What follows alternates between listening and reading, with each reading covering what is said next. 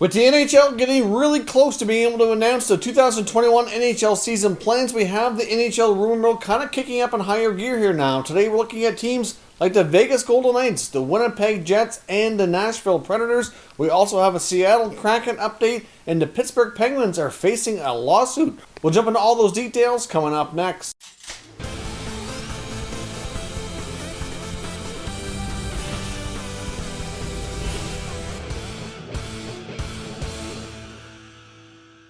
So welcome back to another video here at Top Shelf Hockey. Now, as I mentioned, we have a variety of news and rumors to talk about here today. Let's kick things off first with a quick signing, though. The Philadelphia Flyers have announced that they've signed restricted free agent defenseman Philippe Myers to a 3-year contract extension at $2.5 million per season. There's a little bit of signing bonuses in there, and of course, it is a backloaded contract like we've seen a lot during this offseason.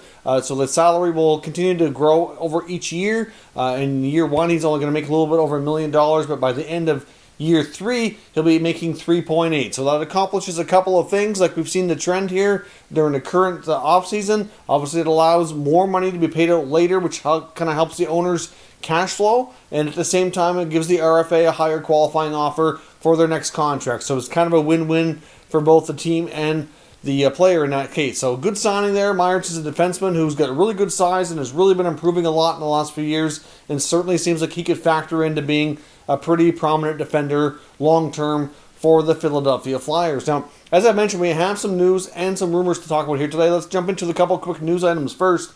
First up, from TSN Insider Trading, they happen to have a little segment here on the Seattle Kraken from Pierre LeBrun talking about how the Kraken could end up being players on the trade and free agent market even a little bit sooner than we might think. They have actually been paying their expansion fee in installments, and once that last installment is paid, they're able to go to GM meetings, they could make trades, they could sign players, do all kinds of other things that they would not be able to do because they're not really considered an official team, like an official membership holder, basically, until that last little bit of the expansion fee is all finally paid up. Now, apparently the last installment's due, I believe he said it was early in the springtime. So obviously at that point, as we approach the end of the 2021 season, the Seattle Kraken and GM Ron Francis will likely have a head coach in place sometime early in the spring is also expected, and they could start attending the GM meetings and obviously start talking business more with the other NHL franchises. Of course, without having any players, they don't really have a lot of things they can trade,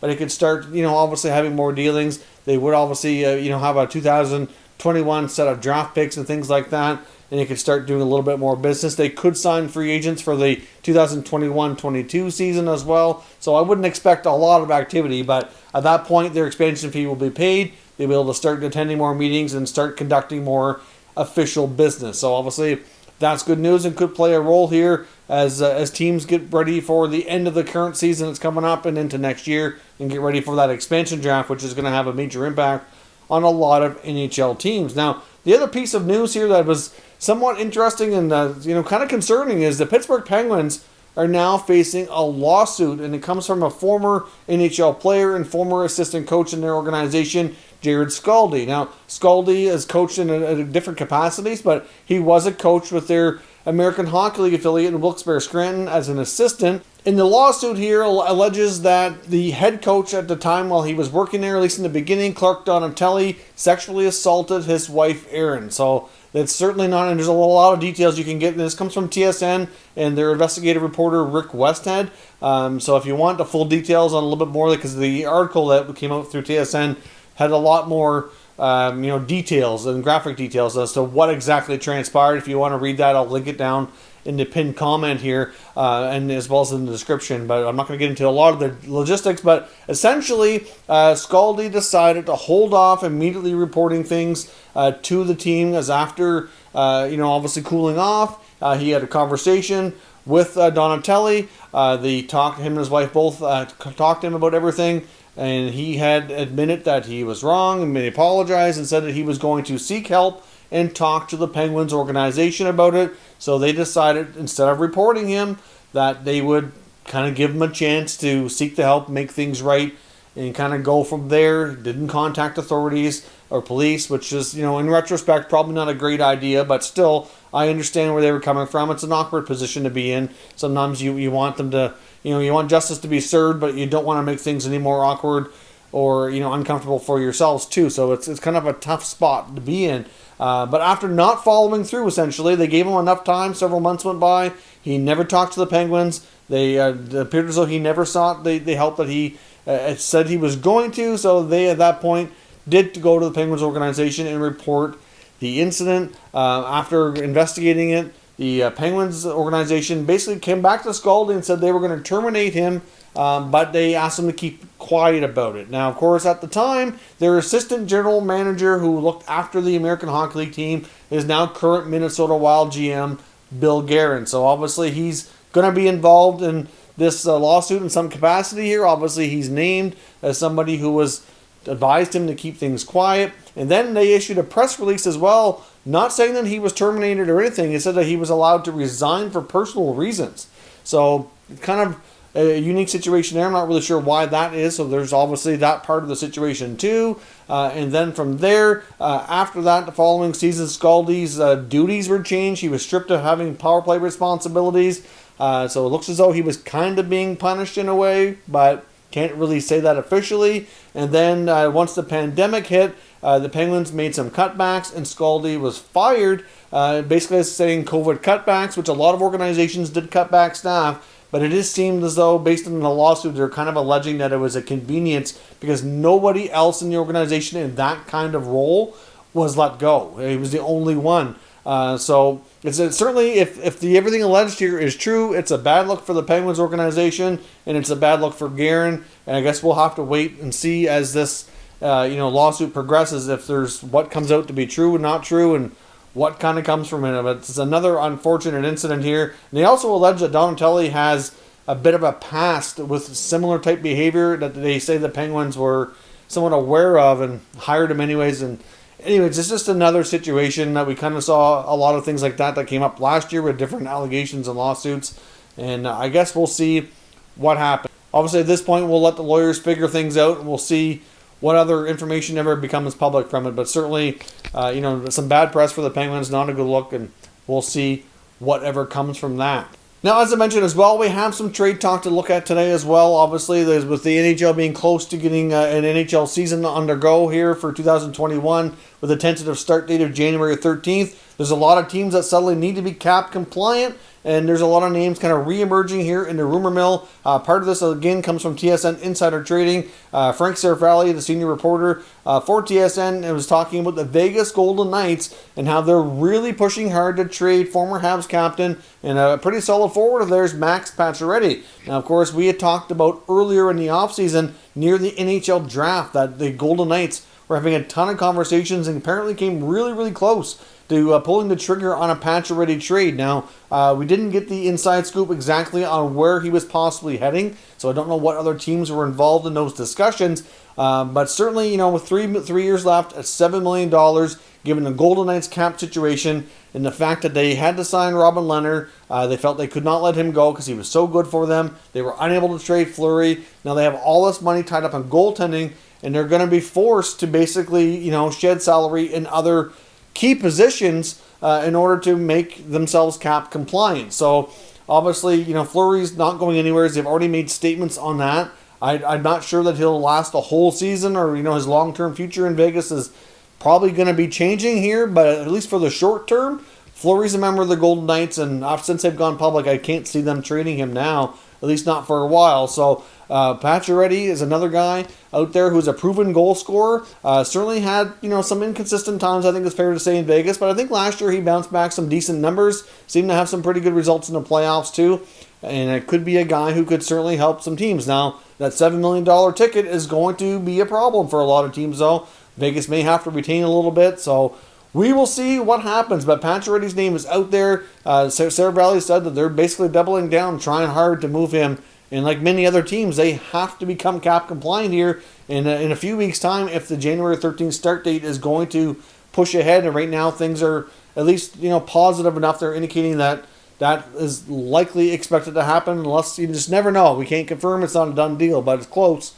And we'll see what happens. So look for Pacioretty's name to be out there. If they're unable to move Pacioretty, I think some other potential targets they could move out to become cap compliant would either be defenseman Alec Martinez or forward Jonathan Marchessault, who's also been out there. I'm not so sure that they really would want to trade Marchessault, but he's certainly gained a fair bit of interest. He's got a contract that's pretty, team friendly compared to a lot of them. Certainly easier for teams to handle for what he can give you for production. So we'll see what the Golden Knights do, but something's got to give there for the cap complacency to take place. Now, Ken Wiebe of Sportsnet's also reporting there's still a lot of talk around Patrik Laine. Still a lot of uncertainty over his future. At this point, it seems unlikely that he'll be traded before the 2021 season gets underway. He's a pending RFA again after the upcoming year, and he's going to be needing a fairly substantial qualifying offer as well. He's likely going to be looking for a long-term deal with some pretty big money attached to it, assuming he has another, somewhat productive goal-scoring season for the Jets in 2021. Obviously, he's been linked to numerous teams over the past number of months. Obviously, for the most part, a lot of these teams have had conversations, but we know that Kevin Cheveldayoff continues to be patient here. I don't really think he has a decision made either way. Even last year we heard a lot between Laine and Ehlers. His name was out there too, and obviously Ehlers kind of settled things down, had a pretty good year. So I'm not convinced that Laine gets traded. They need to be cautious here, and they know that. As much as they need to help other areas of the team, I think, they probably would prefer not to trade him. And we'll see this year how it goes. But obviously, like Wiebe was saying, his name is out there still. There's still lots of teams inquiring because they know they could be available. But I'm not convinced that it's going to be happening anytime soon. Now, if the Winnipeg Jets are not having a good season, maybe he becomes a trade deadline possibility. It's hard to say. But obviously, being an RFA, he wouldn't necessarily be a rental.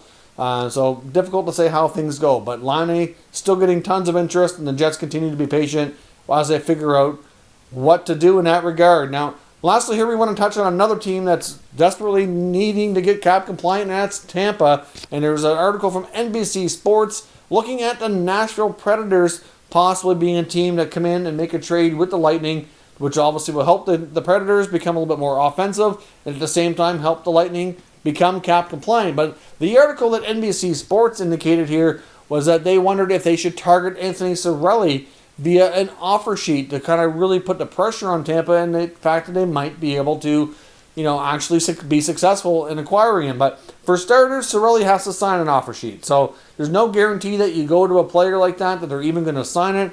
We've heard reports in the last couple of years about other RFAs being approached without success. So, clearly Cirelli wants to get paid, I'm sure, but I'm sure his first choice is to stay with the Stanley Cup champions. He's got, I'm sure, a great situation and setup in Tampa, living in Florida. They just won the Stanley Cup. I'm sure he does not want to leave. So it's going to take a lot, I think, to convince anybody, especially him, to sign an offer sheet. Now, Tampa would have a difficult time matching. There's no doubt. And I do not blame teams for considering making the attempt, given the fact that they're going to take advantage of the Lightning situation. But what I think is more likely here is that they would have to do it via trade and not necessarily through an offer sheet. And I don't see Cirelli being the guy to go. If the Predators want to talk to the Lightning about a player like an Alex Killorn, a Tyler Johnson, they might be able to get a guy like Palat or Gord out of them as well. But I know for a fact that based on what we've seen throughout this offseason, what comments from the team and Julian Brisebois, that they do not want to trade their RFAs. They got Sergachev locked up. I think Cirelli will come as well. And obviously their first choice, I think Johnson and Killorn are the guys to go. It's a matter of finding those deals. And I'm not sure that that's really what Nashville wants. So I'm not sure we're going to see Nashville do that kind of deal. It's possible, but I'd be a little bit surprised. I think there might be better options out there for them. I think it's more likely that we see the Predators take that cap space that they have, which they created by moving out their own players, and we're looking to make a big move. I think it was pretty clear they were positioning themselves for something significant, but it never came to be. And there's still some decent players on the free agent market. You have Eric Howell, you have Mike Hoffman up there. I think one of those guys, or even an Anthony Duclair, could be a little bit of a project, but he certainly found his game in Ottawa last year. Maybe he does it again. I'm not sure. But the Predators have some free agent options that they could use some of that cap space on to kind of create another offensive weapon for themselves. And that, to me, seems a lot more likely. So I don't see the Predators going after the Lightning here like this article suggests. But the Lightning do need to do something. And I still think a deal with a team like Detroit is much more likely. But I guess we'll see as we get more details here from the NHL and the fact that the season could be starting up soon. They're going to be forced to make some moves. So as I mentioned in the other video talking about the NHL's return to play plan, they're going to likely get a good flurry of activity between signings and trades. And I think it could start anytime. We got an RFA signing today. It's something small, but it's a start. Teams are starting to get ready. And I think as probably by next week, especially if they have something in place, you're going to see teams have no choice but to start getting busy here, because it'll be a matter of time before training camp starts, and they're not going to want to be scrambling at the last minute to either become cap compliant or grab that last free agent or round out the roster, etc. They're going to have short training camps, so they're not going to have a lot of time to evaluate what they have. They'd be better off to add a little bit extra ahead of time and deal with it later. So I guess we'll see what happens. We could have a very busy news cycle leading into Christmas and between Christmas and New Year's as well, once the NHL season finally gets officially announced. So let me know your thoughts on everything discussed here today down below, and we'll discuss further. If you're new to the channel, consider subscribing, turning on your notifications so you don't miss any future content, and give this video a thumbs up if you enjoyed it. I'd appreciate it if you did. As always, thank you for watching, and I'll catch you next time.